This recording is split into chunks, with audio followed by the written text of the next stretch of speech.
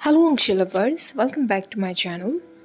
Last part में हमने देखा था वांगजी वुयिंग को एक बॉक्स देता है और उससे कहता है, वुयिंग मुझे पता है कि तुम ये सब को लेकर कंफ्यूज्ड होंगे, पर तुम्हें ये बॉक्स देने से पहले मैं ये सब कुछ करना चाहता था, तुम्हें स्पेशल फील कराना चाहता था। वो एक शू साइज्ड बॉक्स था। वुयिंग बुरी तरह क्यूरियस हो रहा था जानने के लिए कि आखिरकार उस बॉक्स में क्या है। वो जैसे ही उस बॉक्स को खोलता है, उसके सेंटर में एक रेड कुशन रखा हुआ था जिसके बीचों बीच एक कवर्ड ग्लोब था। वो यिंग जैसे ही उस ग्लोब के ग्लास को हटाता है, सामने से एक ब्यूटीफुल डायमंड रिंग उसे दिखती है जो बुरी तरह शाइन कर रही थी। वांगजी तुरंत वुयिंग का हाथ पकड़ लेता है और उसकी तरफ देखते हुए कहता है, वुयिंग मुझे पता है कि हम दोनों के बीच रिश्ते की शुरुआत अच्छे टर्म्स पर नहीं हुई थी। हमारी अरेंज्ड मैरिज थी। शुरुआत में हम एक दूसरे को पसंद भी नहीं करते थे। मुझे याद है एक बार तुमने मुझसे पहले भी कहा था, जैसा कि तुमने मुझसे कहा था, हम दोनों को एक दूसरे को जाने केवल 5 महीने ही हुए हैं, पर मेरी ज़िंदगी के ये 5 महीने मोस्ट जॉयफुल महीने रहे हैं। मैंने अपने अंदर वो इमोशंस फील किए जो मुझे पता भी नहीं था कि एग्जिस्ट करते हैं। इस बीच मैंने प्यार को डिस्कवर किया। मुझे तुम्हारे ज़िद्दीपन से प्यार होने लगा और अब तुम्हारा प्रेजेंस मेरे लिए सब कुछ बन चुका है। मैं तुमसे प्यार करता हूँ वेवुशन, या मुझे कहना चाहिए वेलन, और मैं हमेशा ही करता रहूँगा। चाहे तुम्हारे बाल ग्रे क्यों ना हो जाएं, मेरी स्किन पूरी व्रिंकल्ड क्यों ना पड़ जाए, मैं उस वक्त भी हमेशा तुम्हें टच करना चाहूँगा, तुम्हारी स्मेल को फील करना चाहूँगा, तुम्हें हर रात गुड नाइट किस करना चाहूँगा और हर मॉर्निंग में तुम्हारी ही बाहों में जागना चाहूँगा।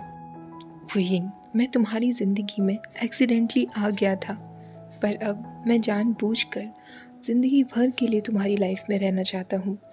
क्या तुम प्लीज़ मुझसे फिर से शादी करोगे?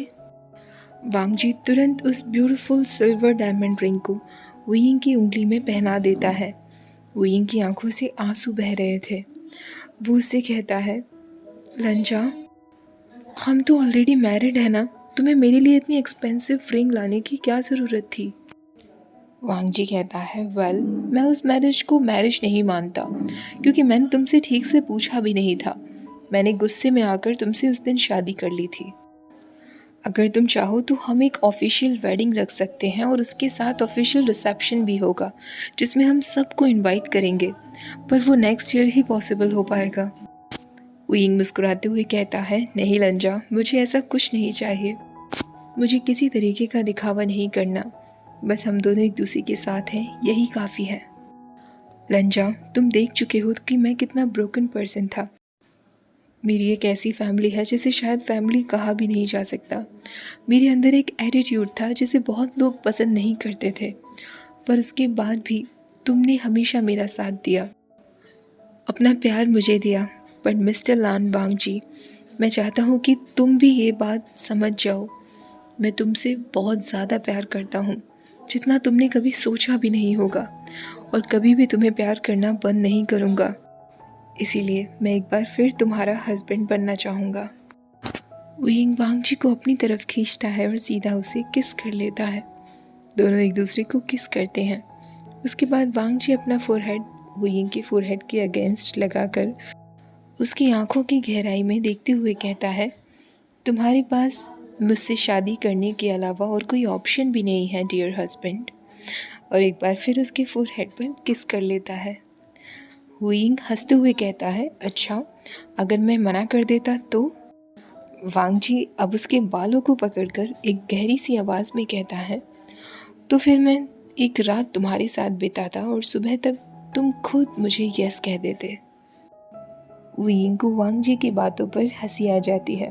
आफ्टर ऑल वो उसका इंसैशेबल पोजेसिव मैन था, जिसके बिना वुयिंग खुद कभी नहीं रह पाता। वुयिंग वांगजी से कहता है, अगर ऐसा है तो आज ही रात मुझे प्रूव करो। वांगजी उसके नेक पर तुरंत अटैक कर देता है और उससे कहता है, अपने शब्दों को याद रखना।